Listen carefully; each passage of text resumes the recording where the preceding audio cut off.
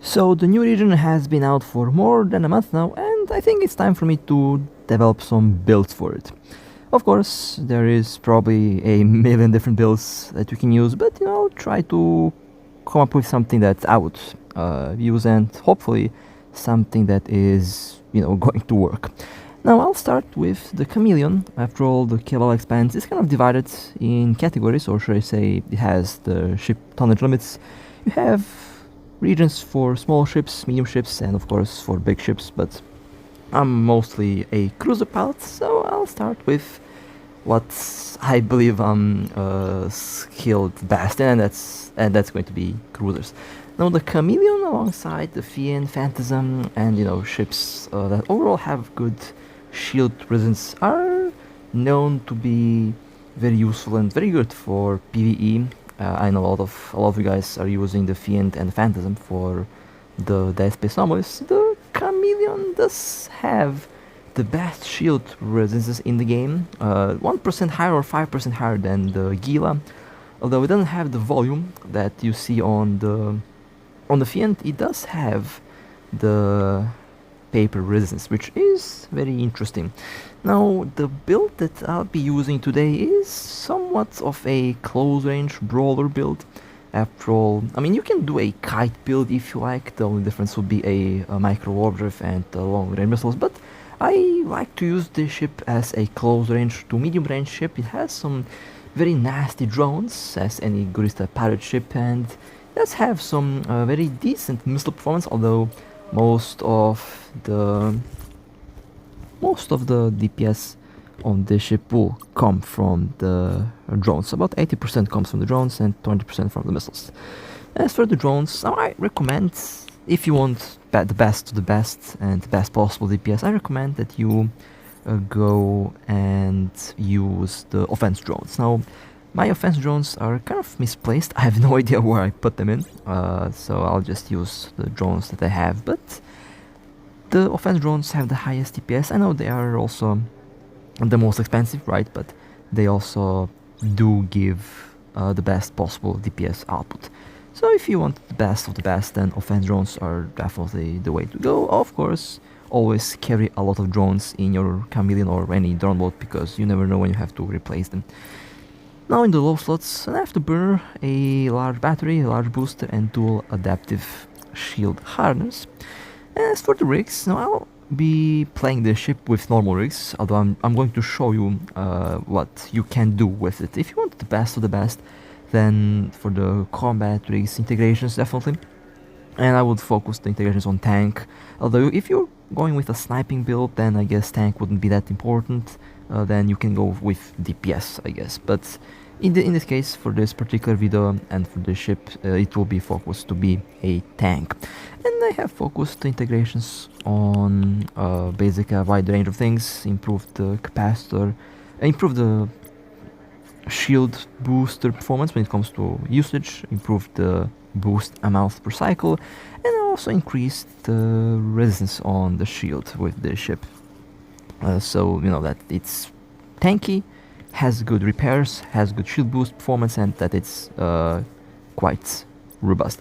The engineering rigs, now if you want this build, you definitely have to have at least 2 of the power grid routers, because for some reason the power grid on this ship isn't that as good as it used to be. I have no idea what happened with the power grid, but the current engineering rigs are kind of cheap. Doesn't have to be tier 3 rigs for integrations when it comes to combat, when it comes to engineering rigs, and they are focused on capacitor and power grid. So for the implants, I recommend you can use the aerospace tactic, or you can use the bomber tactic. Both are going to be, both are going to get the job done. Bombard, good for PvP and good for alpha as well as high burst. The aerospace tactic is more stable, and the aerospace tactic implant is basically the one that's going to give you more sustained DPS. And honestly, you can use both. I mean, that doesn't matter which implant you have, both will just get the job done, and you don't have to worry about performance. Both will get the job done really, really well. I'll be using the aerospace tactic since that's the new one. Okay, and this would be the combination that I would be using. The general units, you can use any general unit that you want, that you need. I'm just using this combination to improve tank, improve speed a bit, and of course to improve every other aspect of the ship that I need to have improved. Alright, so let me show you the active stats of the integrated Chameleon, and then I will remove it into the integrations, and I will show you the other stuff that you can do on this build. And as I mentioned, I'll be using this ship today without integrations, without the combat integrations, just because I want to show that you don't have to have integrations in order to go into the new space. The normal rigs are more than enough if you have, of course, good skills. Even the implant doesn't matter much. I mean, the implant in this case doesn't give much DPS over the default, since it doesn't have any damage mods attached to it. It also has a sniper mode, although I find the sniper mode on the ship useless. The sniper mode on any sniper cruiser seems to be very useless. Even if you ask me, I don't like to use it. I never used the sniper mode on any ship, basically. Honestly, it doesn't seem to work that well. At least from my experience. 139,000 hit points. That's decent tank on this thing. And you can take a look at the shield booster performance as well, and at the speed. 1 km per second, not bad. I mean, the Gila and Chameleon aren't the fastest. They're definitely not the fastest ships. And for the nanocore, well, you are quite limited when it comes to nanocores on the new ships. You have 2 of them. Although I would say the Concorde Trailblazer core would be one way to go, and if you want a core, you can go with the Trailblazer easily. It's a Concorde core. It's the free one, so you can get that core. I'll be using the ship today without a core. I don't really think I need it, so I'm not going to be using it. So that was the build with the. Docking request accepted. These were the stats with the integrated Chameleon. Now I think I'll be removing the integrations and I'll slap the normal rigs. Now when it comes to normal rigs, well, as I mentioned before, you can go with, if you are going to go with a kite Chameleon, then you don't need to have integrations. Just the normal DPS drone rigs will be enough. If you want tank, well, cover the EM and thermal hull, and the third rig can be any other rig that you need, basically. You can even add 2 normal rigs and use 1 integration. I mean, that's also one option that you can do. It's cheaper than going full integrations. But again, you have a lot of different options when it comes to the shield rigs on the ship. I think I'll just go and add some shield booster. Yeah, I'll just improve the shield booster, because why not? Would definitely be the thing that I would be testing out today, well, using at least. I mean, I have a Gila like that.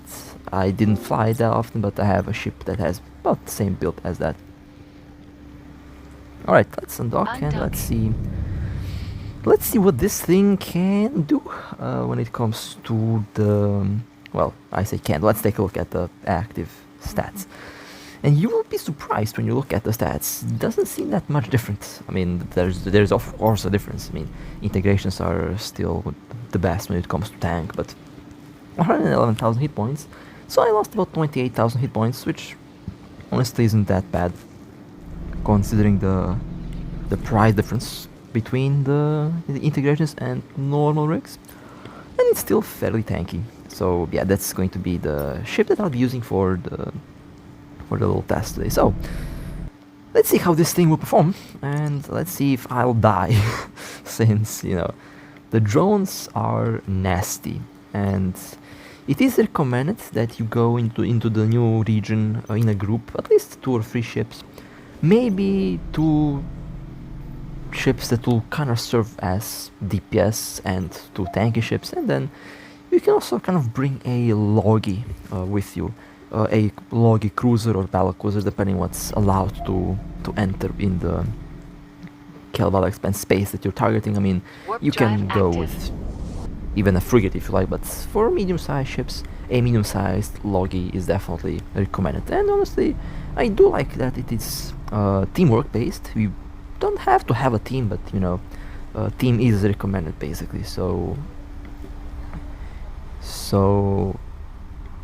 a tanky ship will be very easy to repair, although I personally prefer to not be relying on a logi, since I base most of the stuff from a solo perspective, because I know not everyone will have a team at any given time. So every ship that I test out has to basically be able to survive alone on its own. So we'll see if this little boat can do this the way I imagine that it can do. Now the drones that I'm using are not really, let's say, the best to be used against the drones in the drone lands, because they have about, I think, 54% explosive resistance and 53.5 on thermal. Actually, you can use a mix of drones, of course. Thermal drones will be doing the most damage because the drones here have a hole on thermal. So for best possible damage, definitely thermal drones, in this case hammerheads, would be a way to I guess do it. Although I'll use my assault Valkyries here. They also seem to be doing just fine, and my missiles are also doing a decent job, I would say. No complaints from the missiles on these ships aren't the main source of DPS, obviously. Gurista pilot ships are drone boats. They have a massive bonus on drones. But having missiles as a secondary option is always nice. I mean, it's better than nothing, I guess. So, yeah. Now, when we compare the Gila and the Chameleon side by side, the Chameleon does have more, well, let's say it is more skill heavy. It requires you to have better skills. It does require very good skills. But it does offer you some other stats over the Gila. For example, it has some tracking disruptors. It can have some tracking disruptors. If you need them, you can equip them. It can be like an RB. The RB is also a very nasty ship when it comes to tracking disruptor performance. The Chameleon is kind of the same. It has about the same bonus on the tracking disruptors, which is nice always. And you know, you also do get a bit more shield resistance on the Chameleon than on the Gila, but the main difference is, of course, the IP cost. And I know the developers have been saying something about looking into ways to reduce the IP cost, and honestly, that is kind of welcomed, although I have no idea what they'll do. But the IP cost on a Chameleon is about 10 billion, so yeah, it's a juicy kill if it dies, and a big loss if it dies. So on the market it costs about 500 million. It's quite cheap on the market, but it's quite expensive on the IP, and that will be maybe the most off-putting fact about this ship. It is quite the kill, and yeah, not many players are willing to fly such a high-value target, and honestly, that is understandable. That is indeed understandable. Although this is a very, very good ship, and in the hands of a good pilot, the Chameleon can be very nasty, to say the least. Now, the tank. Well, the Capacitor is maybe the worst aspect of the ship, and I know if I were to use, let's say, the test large shield booster or the modified large shield booster, I can technically fit two of them, although that would be quite heavy on the Capacitor. And there is a build where you use dual large boosters or dual large batteries, although I didn't do that build yet because it is quite expensive. I mean, when I say expensive, you have to have some very good integrations for it in order to be able to slap 3 large modules. But it's doable, and I do like it. I used to have, I think I still have that. I think I still have that ship somewhere. Although not really sure where it is, but I think I have it somewhere. It is a Phantasm with dual large batteries and dual large boosters. It is a very ridiculous ship. My friend used to have it, and I think I did end up having the ship since my friends got banned, and I think that ship is somewhere in one of my stations, but that thing was ridiculously tanky. It had dual batteries and dual large boosters and was able to be capacitor stable. So you can technically do the same build on the Chameleon and on the Gila. I mean, both are very, very nasty ships. And the battery tank is definitely very good on these ships. That's why I have a large battery, although since I'll be going into dangerous territory, dangerous space, have to have basically more resistance in order to survive, since you know drones are quite nasty. The weapon types that drones are using are very similar to cannons, so you can expect that type of incoming damage from them. And so far I would say this thing is holding really well. I mean, the shield seems to be, and this is, by the way, this is the Chameleon with the normal rigs. This is not the Chameleon with the integrations.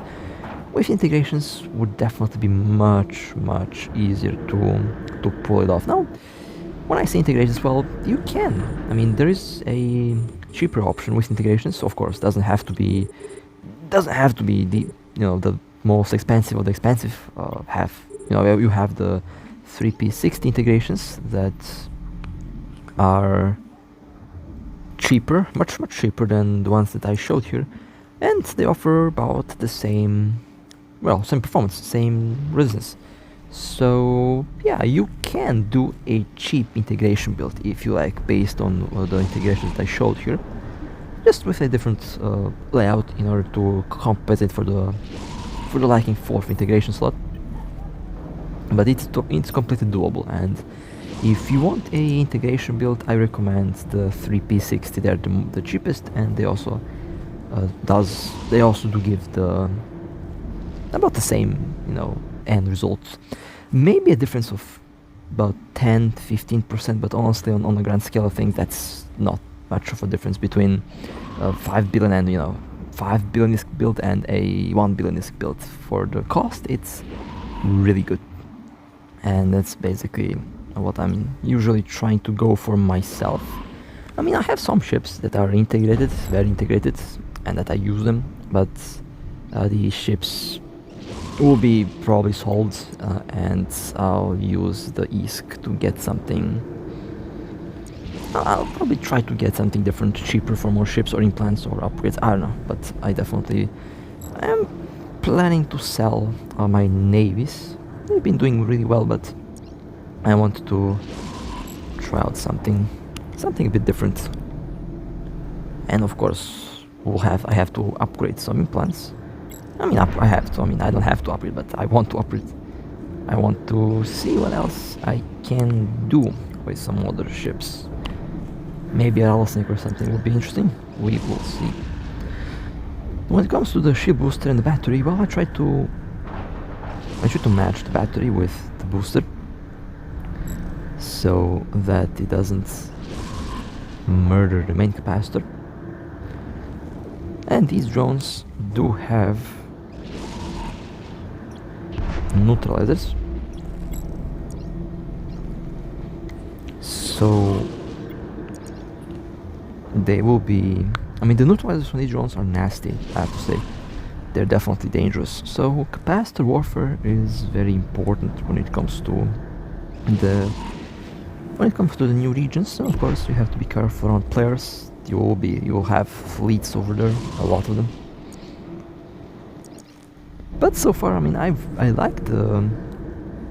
really like the shield boost performance on this thing. It is pretty solid, and you can even, I mean, you can technically improve and do a different build and focus on capacitor and focus on active tanking.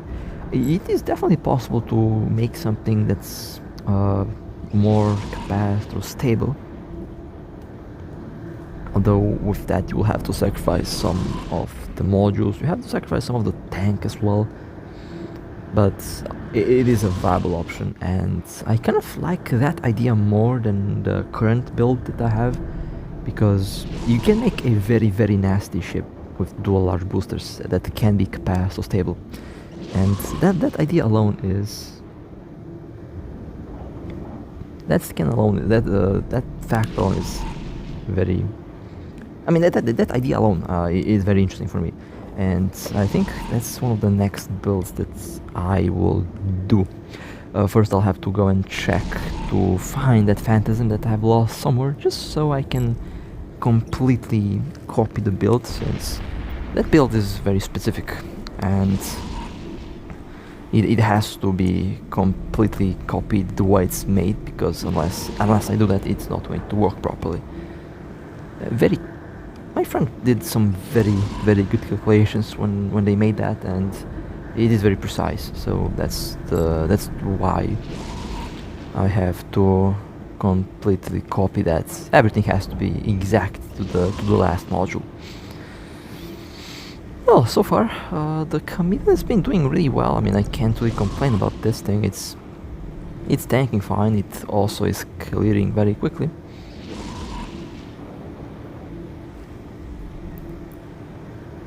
And the battery is also doing really well.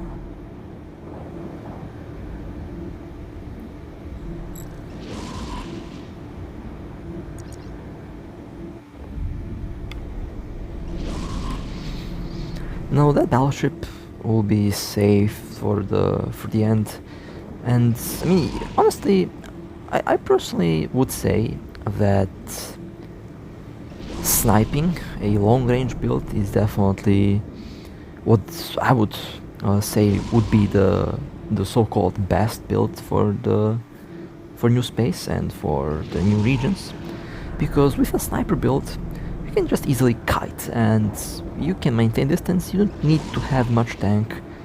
You don't have to focus too much on rigs, on integrations. The only thing that you have to focus on is speed, range, and tracking.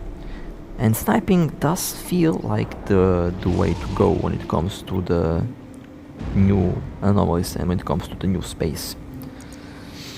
I used to clear the event anomalies with the Macarial completely solo by sniping, and it worked really well. It also works really well with cruisers. The Celos can be a fantastic sniper. So probably the next thing that that's the next thing. Next thing I'll do is a sniper long range, but I want to compare them. Since, you know, I mean, some of the players like to brawl, some like to snipe, but honestly, based on the danger that we have there, based on the enemies and everything included, sniping does feel like it's the best option if you are completely solo, by the way. If you have a fleet, for a fleet you can do both sniping and you can also do brawling, both work, but if you are completely solo, sniping is the way. And Cloaky ships can also work really well. After all, it is basically wormhole space, and Cloaky is very important. And this also is one of the things you can do on the Chameleon, especially on the long-range kite Chameleon. You can make a Cloaky kite long-range Chameleon that will work really well, and it will be very safe to use. So that's one of the options that you can do. You can also do something with a Brawler build, but with a Brawler build you're already close range, so if you get tackled, you get tackled and can't really warp out or do anything about that. So with a close range build I didn't use a cloak, since I feel like cloak would be kind of a disadvantage. You can use it though, but I just feel like cloak is a disadvantage when it comes to the close range, since you're already close, and if someone scans you down, they're all going to be warping directly at you, so running away is quite difficult. But with a long range kite build, cloak can be done, can be pulled off really well, and it works really well.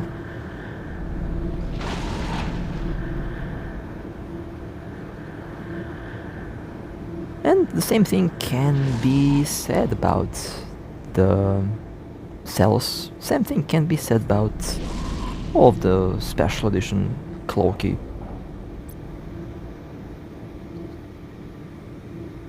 Special edition Cloaky ships. They are... I mean, you have like so many different builds for them. You can go with a Cloaky one, and it's a viable option to go with a Cloaky build, but it's not entirely necessary to go with a Cloak. I myself don't use Cloak on the sellers that often, because it's not really required, it's not really needed. Already does really well like a Cinnamon, so it doesn't really, it is usable, it is useful when it comes to no space and cold edge stuff, Kalevala Expanse stuff, things like that. But when it comes to classic PvE or PvP, should I say, Cloak is not necessary unless you are going to need one. So that would solve the mystery when it comes to the cloaking device. You can use it, but it's not really necessary. The beauty of these ships is the fact that you can use a lot of builds, and you can use the normal Gila build on the Chameleon, it will work. You can also use the normal Cinnamon build on the Celos, it will also work, and the same can be said about the other special edition ships that we have in the game. The Adrestia can be interesting, and I have to check that one out, since I think that thing with its armor repairs can be very, very good when it comes to special anomalies or special space or new regions. So that ship has to be tested out, and I'll definitely try to develop a build for it. Although a lot of players don't really like the Adrestia because it does feel weird. It does feel like a cross between a Ortrus and a Vigilant, although not quite the Ortrus, but not quite the Vigilant. But I like to make all ships work, even if they're less popular, and I definitely like to make builds for every ship that there is, since every ship deserves to have a good build, and I'll definitely try to pull off. I'll definitely try to pull it off as best as I can. So, my thoughts on the Chameleon, and well, it's a good ship. I mean, it's a special edition Gila, and it's very tanky, has good DPS, does get the job done really well. Although you can replicate this exact build on the Gila, and it will work the same way. It will literally work the same way. Very little difference, honestly, very, very little difference. And that's what I like about these two ships. They're so similar, but at the same time so different, that you can make both work the same way, but you can do more with the Chameleon. And if you like to do a lot of different things with a lot of different ships, then the Chameleon is definitely a ship that players who like to play around with ships will enjoy. And honestly, I'm one of those players who like to do a lot of different things with my ships, and so far I've been pretty happy with it. So that was the Chameleon, and that was the Cobalt Edge, Kalevala Expanse or whole build. Definitely feel free to tell me what you think, what would you use, and what type of build would you like to see next, because I like to do all sorts of builds, and I'm very interested to see and hear what you guys have to say about what build would you use on these ships. So with that being said, hope you guys enjoyed. If you would like to support me, feel free to like and subscribe. And with that being said, stay safe, fly safe, and as always, I'll see you next time.